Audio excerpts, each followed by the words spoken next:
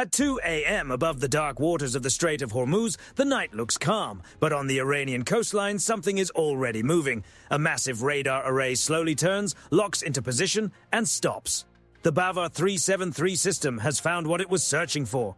Deep inside a buried launch tube, a Sayad 4 interceptor comes alive. Heat fills the chamber. The concrete floor flashes under a sudden burst of pressure, and a moment later, the interceptor punches through its cover and climbs into the sky at incredible speed. Within seconds, it is moving faster than almost anything in the area can react to. About 50 miles away, an MQ-9 Reaper is circling above the water. Its sensors detect the radar lock almost immediately, but by then, the window to escape has nearly closed. The interceptor does not need a perfect direct hit. It only needs to get close enough. Its nose section opens, spreading a cloud of dense fragments through the air. The drone's lightweight frame is overwhelmed. One wing separates. The aircraft loses control. A machine worth tens of millions of dollars falls from the sky and breaks apart over the water. The so-called ultimate grid has just made its first move. The ceasefire, at least in this scenario, is no longer holding. Please remember, this is a purely hypothetical scenario created for education and entertainment. Want to see how the situation develops?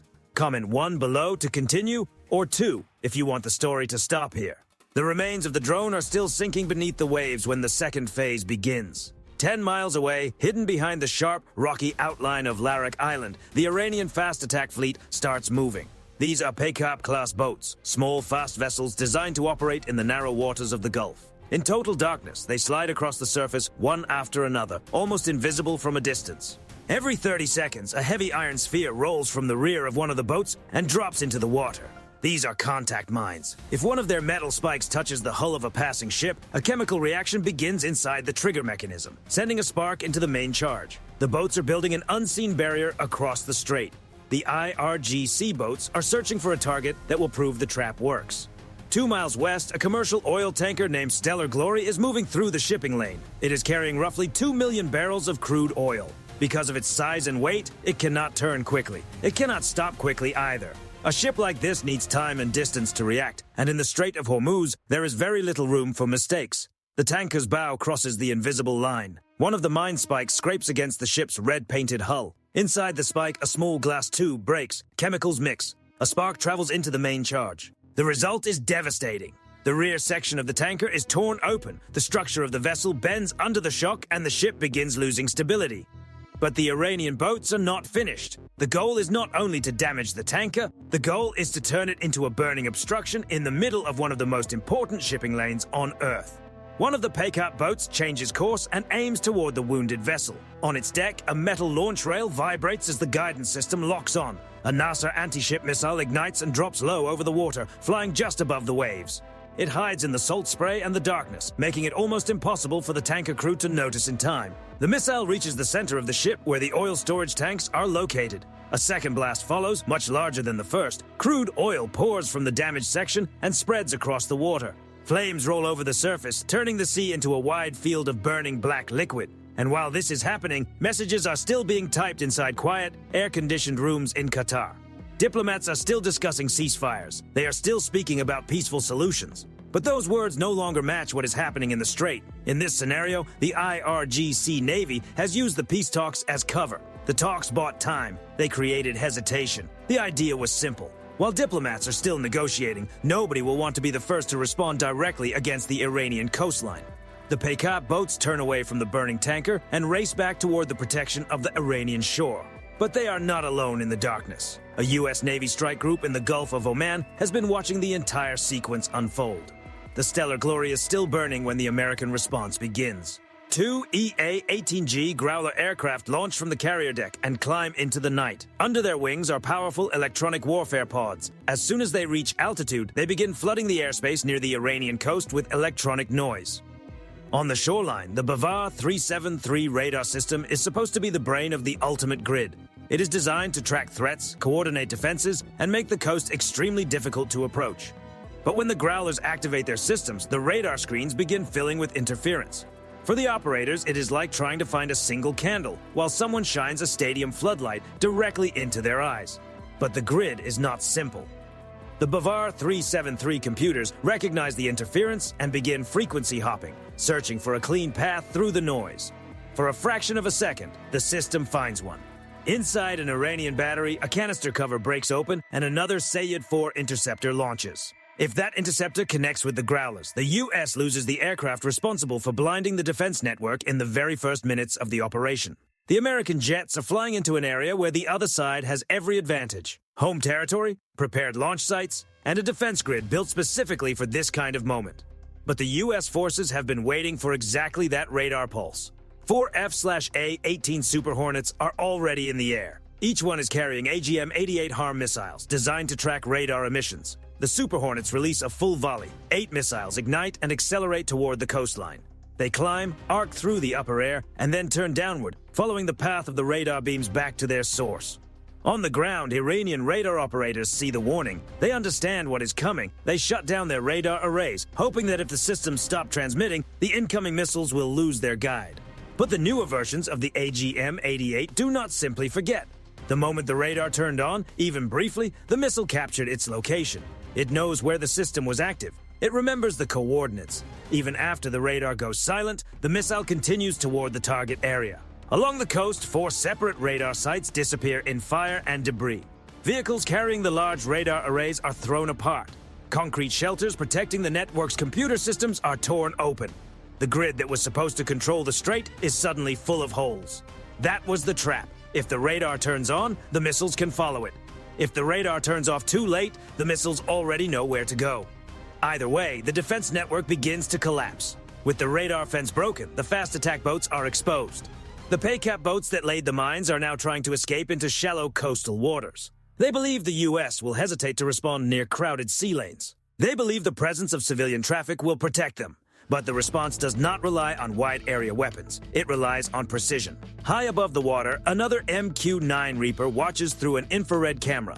The heat signatures from the PACAP engines glow clearly against the cooler sea. An operator places a laser marker on the lead boat's fuel section.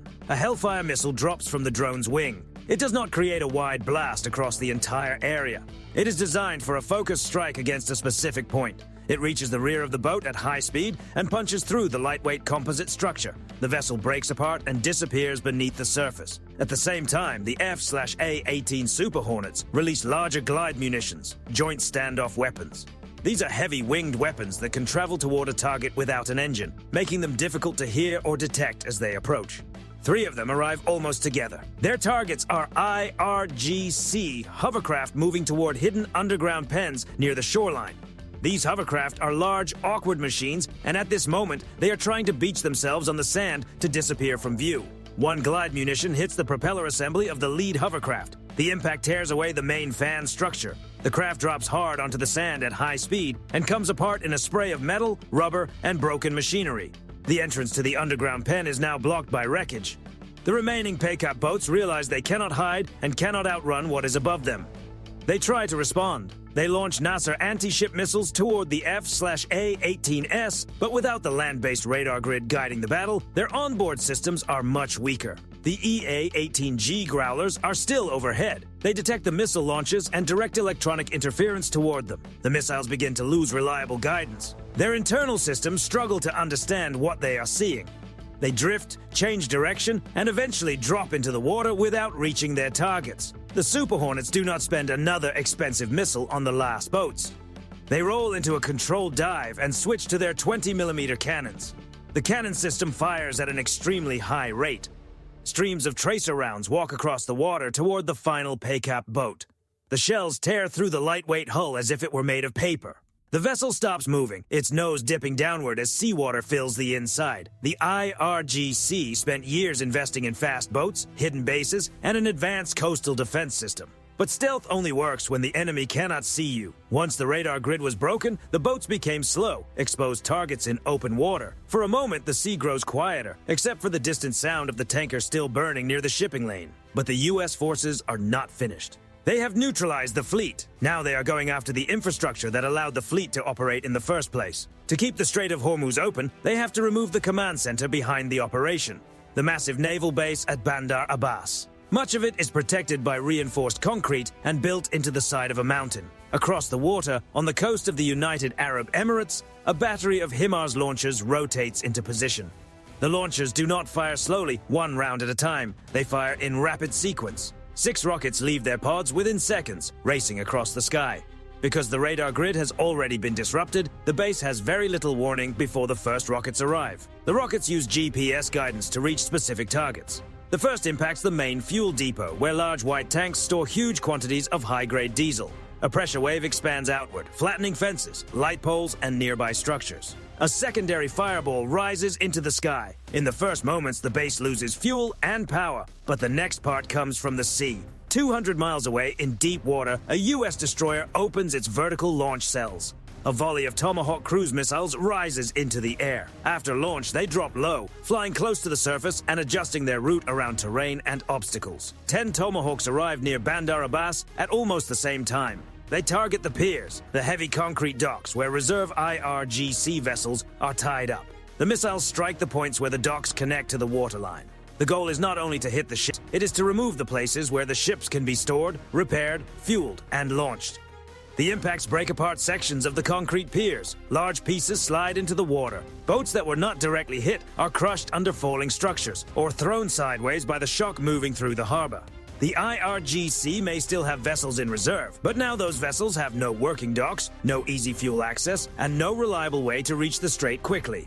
Then the F-35C Lightning II aircraft arrive. They are carrying AGM-154 joint standoff weapons. The F-35Cs release 4 of them in sequence. The munitions glide silently toward the same point on the mountain facility. The first clears the outer layer of earth and rock. The second cracks the reinforced structure underneath. The third and fourth enter the weakened opening and detonate deeper inside the command area. For a brief moment, the mountain seems to breathe fire. The command hub of the IRGC Navy has been reduced to a smoldering ruin. The ultimate grid has not simply been interrupted. In this scenario, it has been removed from the map. Only minutes have passed since the first HIMARS rocket left its launcher. The EA-18G Growlers remain at altitude above the strait. Their screens show no major radar emissions from the shoreline. A high-altitude drone passes over Bandar Abbas, sending a live feed back to the strike group and to the negotiation table in Doha, Qatar.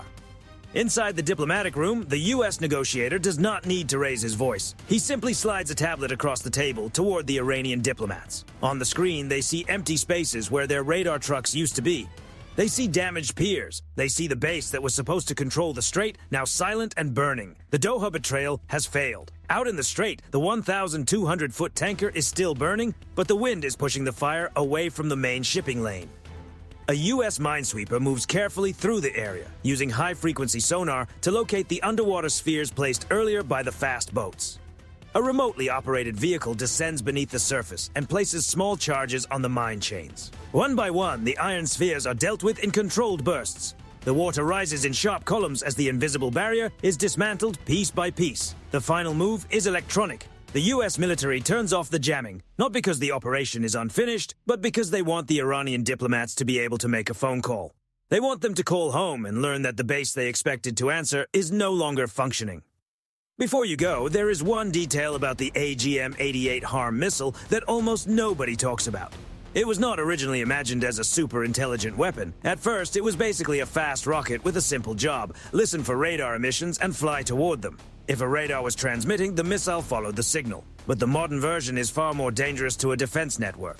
It can remember where a radar signal came from. It can continue toward that location even if the radar suddenly turns off. And it has another capability known as home on jam. That means electronic interference can actually become a beacon. If an opponent tries to hide behind jamming, the missile can use that interference as a guide. If the radar stays on, it can be tracked. If it turns off too late, its position may already be stored. If it tries to drown the signal in electronic noise, that noise can point the missile toward the source. That is the irony of the ultimate grid. It was built to be a shield.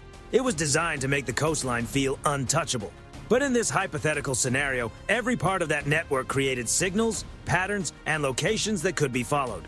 The same system built to keep the enemy away became the map that led them straight to the door.